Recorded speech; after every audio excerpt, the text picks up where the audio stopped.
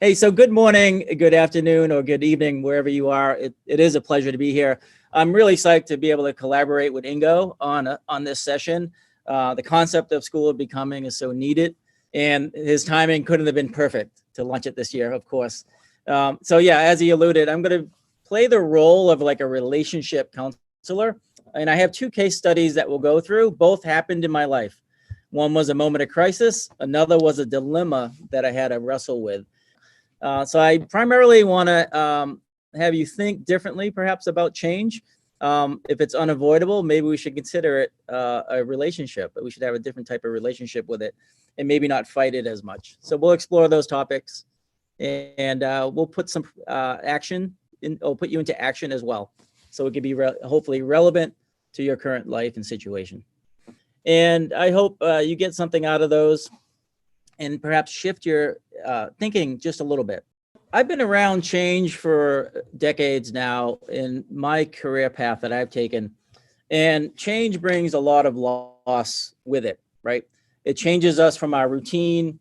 It changes us from what we expect, what we're used to, and we actually grieve from that. And the bigger the change, or the more disruptive the change is, the more disrupted we feel.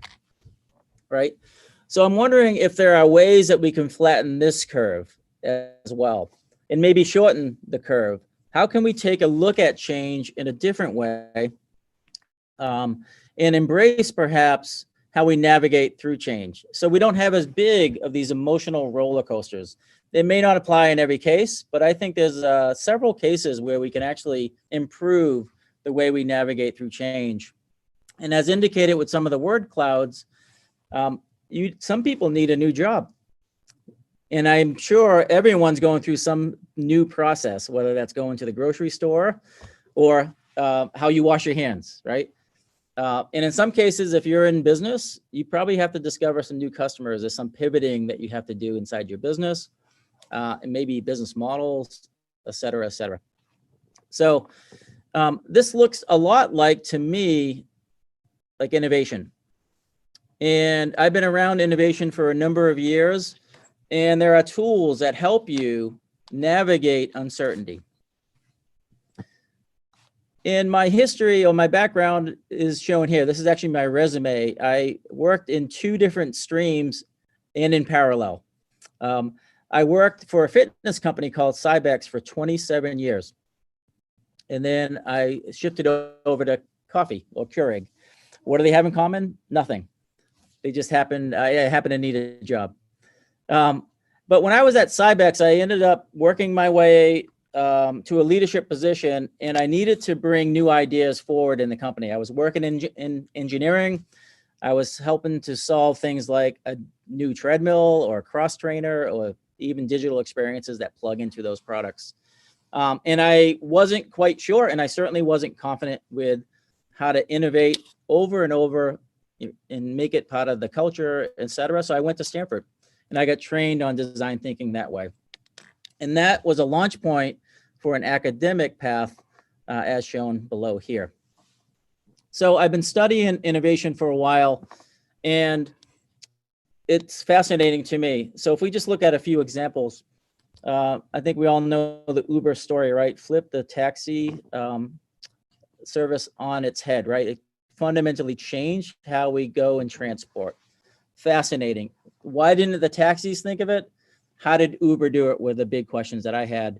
And then what happens after that, though? You have companies like Lyft as a fast follower, not much different from Uber, coming into the space. And then soon after that, a bunch more come in.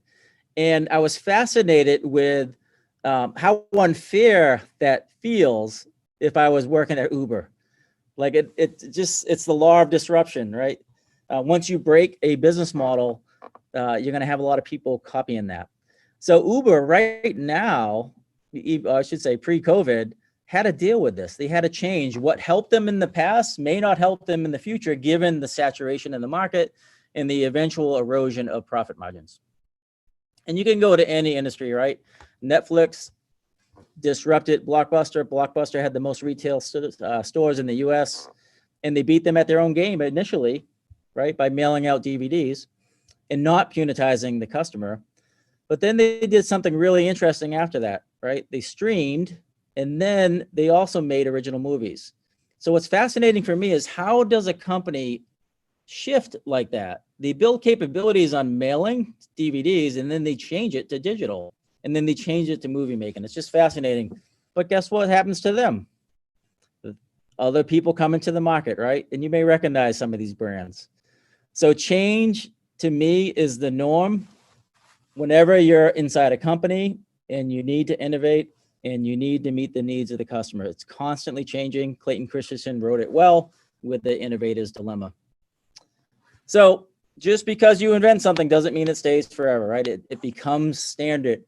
And digital transformation just accelerates all this. And PTC studied this, and people that were successfully transformed digitally created new business models. You don't just copy and paste what you do, you take advantage of that new medium. So lots and lots of change is required. So how should we respond? What should we be like when you can't rely on your past? When your experience doesn't help you going forward because things are different. There's things like AI, right? There's things like machine learning. There's different business model approaches. There's different people. There's different needs. So for me, we need to shift from an analytical way of thinking, using our rationale, our collective wisdom, to one that's more like a startup, one that's very experimental. Bear with me a second. I'm going to shift over. Okay. So for me, this is where design thinking came in. I love this process. It had me since hello. What I love is that it prevents you from just rushing to a solution, but rather it makes you really think about, who are we trying to serve in this endeavor of creating a product or a service? And what are the many ways that we can think about that? How can we think critically about it? And how can we be bold? And then how can we try that right away? And this process just allowed me a lot of, it was very innate in me, and I really appreciated it. And for me, when I first got trained, the empathy part of it was fairly new. Usually companies make it about what they are and does it fit in somebody's life. But if you flip that on its head and really think about, who are we trying to understand in a particular space, and what makes them tick, you can really get into new spaces amazingly well. So I thought of this picture to express this, given the state that we're in. And boy, this child must be going through so many emotions, so many thoughts. And if we were, say, a mass company, how would we go about this? What's the situation? So if we're going to empathize, it's important to understand what that child might be thinking or feeling. So how do we get into the shoes of the child? Well, first, we got to get out of our shoes, right? We have to be humble, and we can't take our experience and our perspective if we're going to take we're going to think and feel what somebody else feels, right? So I love understanding people's journeys. Like, say this child is going off to childcare. What emotional changes do they go through as they're going through a child care transfer? And then you can shift over to the mother. How does she feel as she's dropping that off, perhaps in the new world? So I love understanding what people say and do. And in some cases, they don't align, they don't match. And then inferring or guessing how they may be thinking or feeling. So I just love this process. And even more so, I love how design thinking uses mindsets and behaviors, or the inputs of a process, to get to amazing outputs. And what I mean by that, as shown in this picture, is how welcoming these teams are to diverse perspectives. This is actually Eisai Pharmaceuticals in New Jersey, and they're designing for caregivers. And there's all sorts of subject matter experts in here. And they just have an attitude where they're going to welcome everyone's input. They're going to generate lots of ideas. They're going to think critically about the customer condition. And from there, be able to come up with some really bold initiatives. So this process to me can apply in the COVID state, and this process can apply whenever you go through any type of change. So let me just ask the audience here over the chat line, have you ever had a challenge with getting your idea across the system? In the system, I mean your company, your boss.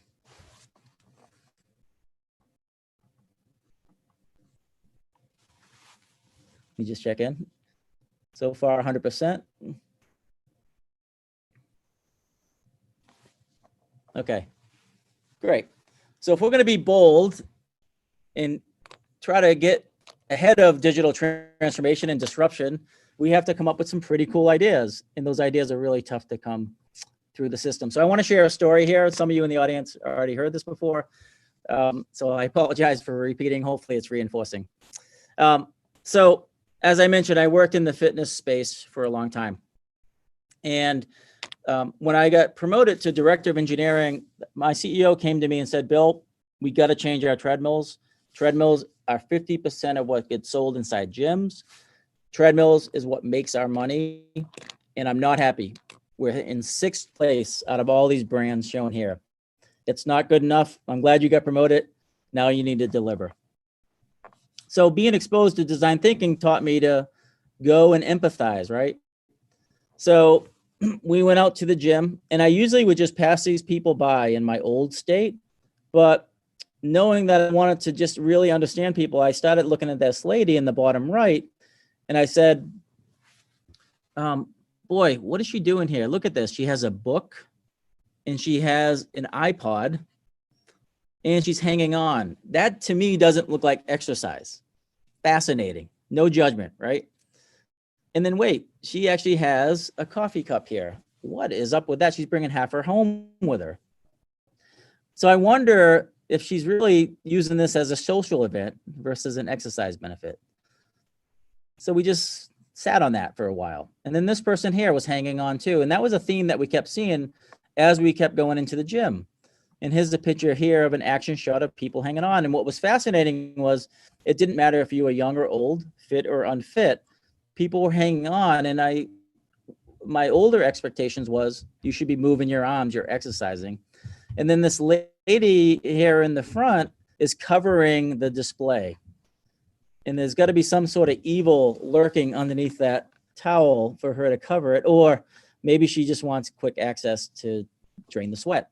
So just amazing how people behave. So we said, all right, in design thinking, it's all about learning by doing and building right away. So we built this beautiful treadmill here and overcompensated on the handles for sure. But I was so proud of the team because what they did is they made a claim to what was important. Everything is important in the console area, and especially with the reach in the ergonomics. And they made a claim here of where things should go, and they just tried it. And this allowed us to run an experiment. And when we put people on this, and it took some recruiting skills to get people on this thing, it was a little scary. What we noticed was at a particular speed, they would instantly look for something to grab. They would move their hands side by side with their body, but then they would instantly, at a given speed, at a given incline, reach. And what we found was there was a latent need of security. They didn't say this during our interviews out in the field, but they were afraid of falling off the product. So we said, all right, let's give this another whirl. Let's go ahead and actually think about this and how we might shape the console. And then what's the role of the TV? If somebody's going to put a towel over it, why do we put so much money into our touchscreen technology?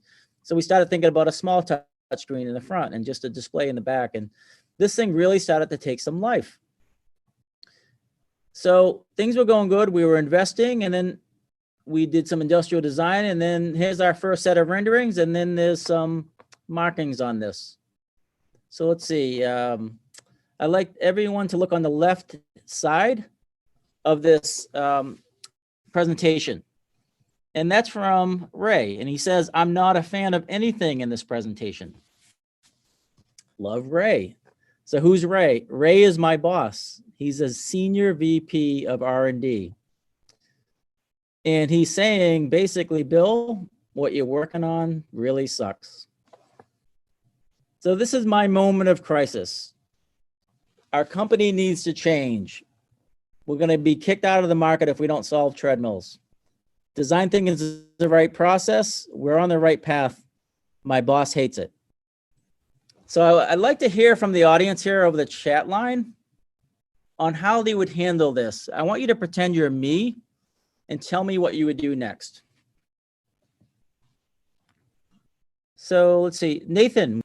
So you're suggesting to ask for more specifics, right? So now I want you to just think about this. Ray has provided a lot of details, right? And he was part of the empathy work that we did too.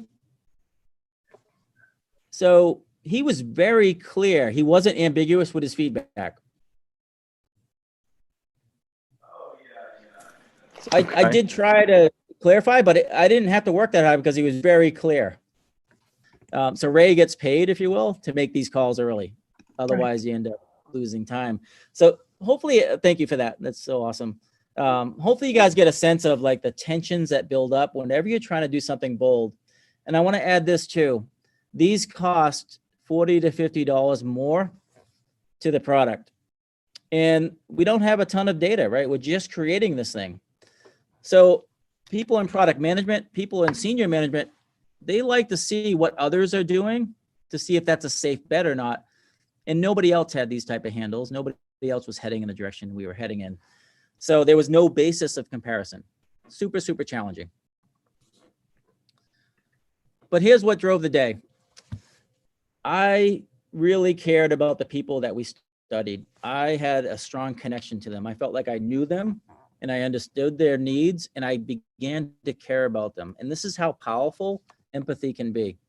So we hacked into an existing treadmill with these handles, and you can see they're blocking the cup holder space.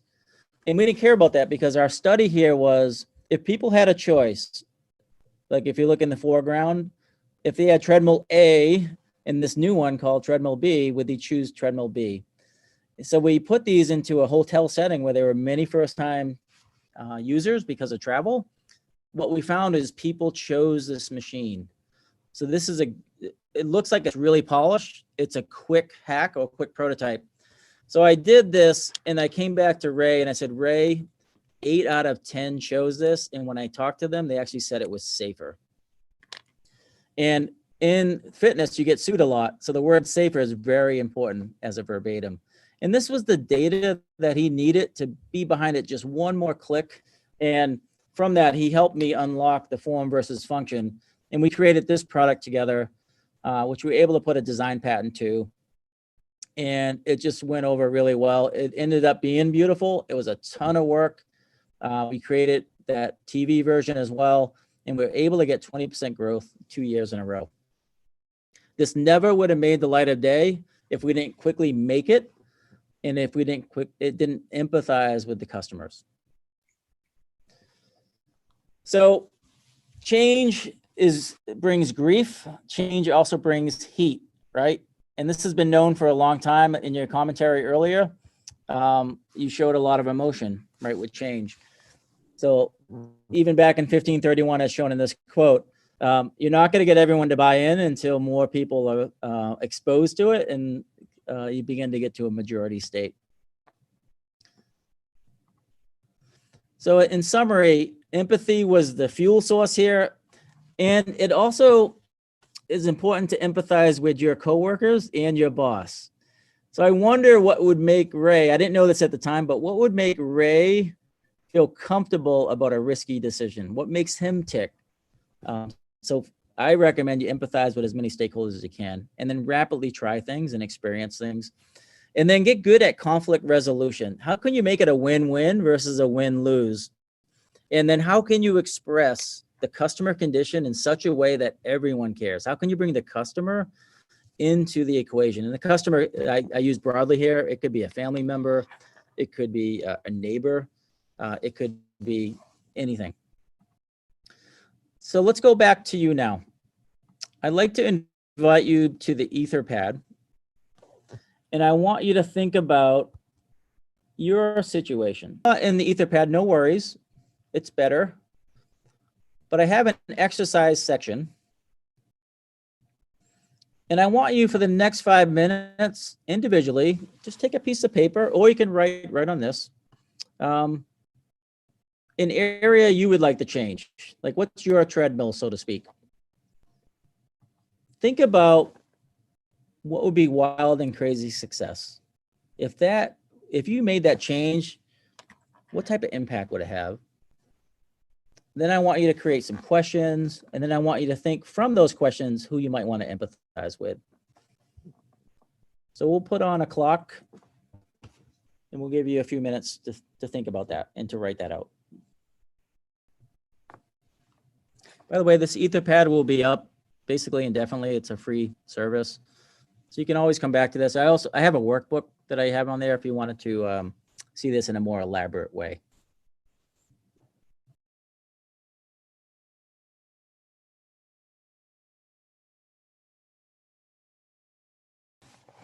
Is there anybody that has some momentum behind this that would love to share with the group? I'd like to just work through one example. I can go ahead and talk about mine, Bill. Yeah, please do. Okay, so I guess one area I'd like to change is being that I'm in a new position as a BA at Infosys. I kind of realized that I don't think tech is really the industry I want to be in, per se. And I think I'd want to be involved with something that's more of an engineering focus or something along those lines. So that's kind of the area I'd like to change. Crazy success would really look like satisfaction in the work I do, and really just a general, I guess, better understanding and I guess having the tools and capabilities to create good work. Some of the questions I came up with were, how do I transition with minimal experience in this industry? How do I obtain job security in this environment? And is there even job availability for what I'm looking for? And then in terms, what was that? Good questions. Yeah. And then the last part, I think, was I would empathize with those who are in similar roles or individuals I guess I can network with in order to kind of start the idea of transitioning potentially. Can you be more specific? Like, who do you know in your network that has gone through a change like that? Like, it sounds like it's a pretty big leap from your background into a new background, correct? Yeah, my background is in sales and actually tech, but yep. I've seen a lot of people transition the other way. I don't think I've seen people go out of tech as much as people going into tech. So yep. I'm not really certain, I guess, how I would take those steps, but I'd probably seek out an individual or see if I can find someone who has said experience.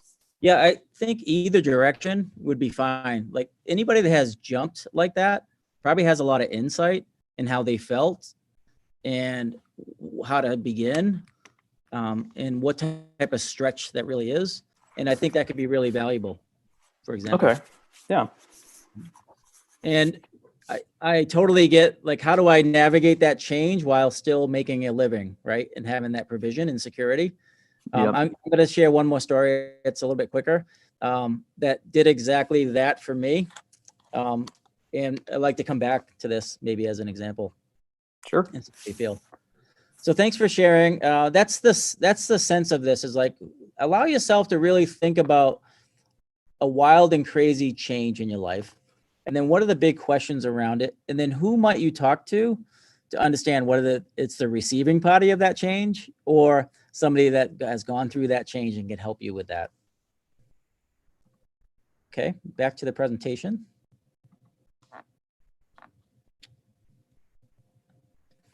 So how many of you ever wanted to leave your job? We just had one example that showed up. So if in leaving that job, if you wanted your cake and to eat it too, what would that look like?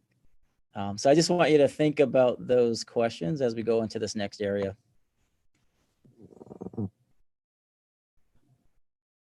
So for me, I had this dilemma. As you know, I worked in fitness for a number of years. And the one that really forced my hand, if you will, it was this project that I did with Cornell University. And we were studying events like Tough Mudders.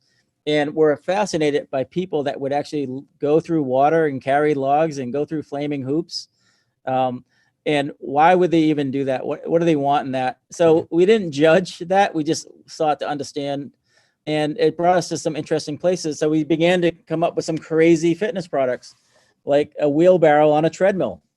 And if you can look at the face of this person, and they seem to be enjoying that pain, and that's great. That was really helpful. And then we made like this heavy lift set of handles on a treadmill, like carrying a big gas can or a heavy bag of some sort, like they do in the military. And it was fascinating. People really were digging this, and perhaps this could be a bridge set of fitness equipment to these major events. So right now, or the current state was use traditional equipment to then go into these extreme situations or to train for these extreme situations. So we thought this could land in the middle. As mentioned, I did this with Cornell, and all of this work was free. The only thing I had to give up was a half a day in my engineering lab shown here.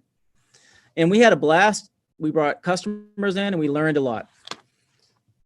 On Monday, this is on a Friday, on Monday when I got back to the office, I got a scolding. I got a talking to. I was almost fired as a result of this because it wasn't on the plan. And it was just way too disruptive. And there was concerns that we would be falling behind on schedules when taking on this type of activities. So at that point, I said, it's probably time for me to leave because to me, this was a no-brainer. It didn't cost us a lot of time and money. And it brought us to some really cool spaces. So I wanted to leave, but I wanted to do more design thinking. And it's tough to do creative design sprints all the time in a company. So I totally get that. So one of the things that we try to teach in design thinking is to flare, be mindful of process. When are we focusing on the process and when are we flaring? And whenever you consider a change, give yourself a couple possibilities, a few people to talk to, a few ideas to explore. So when I flared with my change on wanting to do more design sprints and design cycles, it brought me to, boy, I can teach this and do it more frequently, or I can consult and do it more frequently, or I can find the right business and do it more frequently. So how do I do that? So I took it upon myself to just follow up on this thing I got in my mail from my alma mater. And they were gifted a design space or a maker space for $1 million. And it had all the things in it that I really loved and enjoyed. So I asked if I can come down and do a talk just to get a feel for how they're thinking about design thinking and what they're doing about it. And there wasn't a whole lot of action there. And then I volunteered at these other places. And I double delivered for a while just to understand what teaching's like, what the teaching space is like. And then I got my big break at Boston University after doing this guest speaker slot.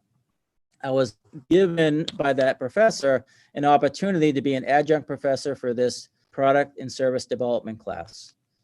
And I was really nervous because I didn't have an MBA and I was teaching MBA students. Would I come off as credible? Would I actually do a good job? I was anxious. I was not confident, et cetera, et cetera. But I went in and I did it and I learned a ton and we had a blast and it went really, really well. So I hit the checkbox on this, like this could work. And I went on and I did that with another company called the Center for Social Innovation. That went well. And then this one I love with Voya Financial. This is a $1 billion company and people paid me to have them act like this, to be super creative and to really reimagine what it would be like to work with advising. In the business side, I wanted to go outside of fitness and that was a tough sell. So I went into TIAA, for example, an insurance company, and they didn't want me, but they wanted me to come and be a keynote speaker. So I did it. I just wanted to do it to understand what makes insurance people tick. And they made me an honorary member of their team for the UX group, and that was great. And then I had a contact at Keurig, and Keurig was looking for somebody that was more consumer-centered and design thinking, but the hiring manager was taking forever. He was taking months. So I combined my consulting and teaching and my experience into an offer to him. I said, listen, why don't you try me out? Let me do a session with your group. You can kick me out after that, or perhaps you can give me a job. So I combined all these things together, and I did a workshop with them, and we had a great time.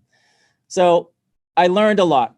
I played in each of these areas, and I did a lot of it for free using either vacation time, my network, and some risk taking. And I realized that teaching is amazing, doesn't pay well. Consulting is great. The work is various. It's not a consistent revenue stream. Business, it's critical to have the right culture. And at that time, I was able to say, you know what? I learned a lot. I'm okay going back into business. and I ended up getting that job with Keurig. It was great. So be careful with taking big jumps and big bets because they can bring big losses. Rather, take a learner's mindset, right? Go and discover, do something, volunteer for something, and double deliver for a while. It's going to be work. And then find what I call a work soulmate or another troublemaker, if you will. The power of having just one more person is super, super powerful. It can get you through so many demons in your head, if you will, either by calling you out if you're doing something really too crazy, or actually supporting you in the work that you're doing. And then reflect on it. Why am I feeling this way? Is this right for me? What should I do next? And things like that. So let's have you just go back to the exercise now and think. What can you do right away in this new direction? Who would be your soulmate, and what would be your biggest concern? I'll give you a couple minutes on that.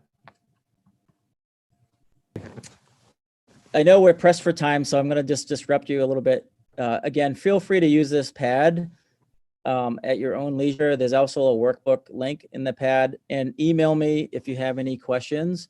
I'd love to help you get going, because I think that's one of the more challenging parts. I would like to respond to Ola's question here on the chat line, which is, Bill, what if you know you want to lead but don't know what you want to do next? How can you have the learner's mindset in a focused way? Yeah, so a couple thoughts, and this is why I wanted to show this comment by John Wooden, who's an amazing leader. He's passed away now. It's a marathon, not a sprint. The timing of all those examples and prototypes that I did with consulting, et cetera, was over a year. So when I say double deliver, it could take a while because you don't just fall into these opportunities, right? You have to work at it. So if somebody else can pay you while you're experimenting, that's best. But also just think of it as a marathon and trust that whatever you do, you will learn from it. And you could couple it. Just like I did with the Keurig kind of interview, so to speak. I was confident enough to say I can run a session with this, and I wanted to show them what I could really do to then have them hire me. I would never have done that if I didn't teach and consult or prototype teaching and consulting. So I was able to leverage prior learnings to help me navigate change.